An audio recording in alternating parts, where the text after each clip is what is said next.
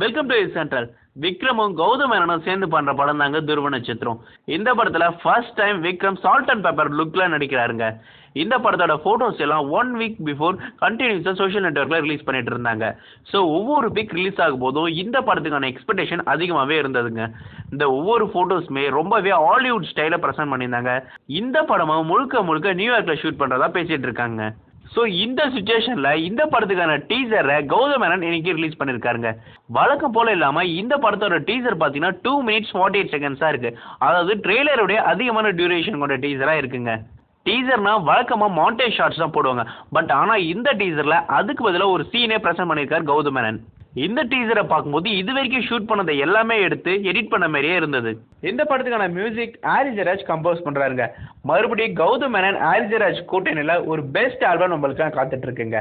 இந்த டீசர்ல வர டைலாக்ஸ் எல்லாமே கௌதம் மேனன் ஸ்டைல இருக்குங்க. டீசர்ல வர கேமரா லுக்ஸை பார்க்கும்போது இது ஒரு கிளீன் பியூர் ஹாலிவுட் பிரசன்டேஷனே சொல்லலாங்க. அதுவும் லாஸ்ட் ஷாட்ல விக்ரம் நடந்து வந்து க்ளோஸ் அப்ல கூலர்ஸ் போடுவாருங்க. அது இந்த டீசரோட ஹைலைட்னே சொல்லலாம். ஸோ இந்த டீசர் மூலம் இந்த படத்துக்கு இன்னும் எக்ஸ்பெக்டேஷன் இன்க்ரீஸ் ஆயிருக்கு. இன்னும் இந்த படத்தோட அப்டேட்ஸ் நிறையவே உங்களுக்காக காத்துட்டு இருக்கு. இந்த நியூஸ்க்கான ஃபீட்பேக்ஸை கீழே கமெண்ட் பண்ணுங்க. எங்களோட சேனல் பிடிச்சிருந்தா சப்ஸ்கிரைப் பண்ணுங்க, பிடிக்கலனாலும் சப்ஸ்கிரைப் பண்ணுங்க.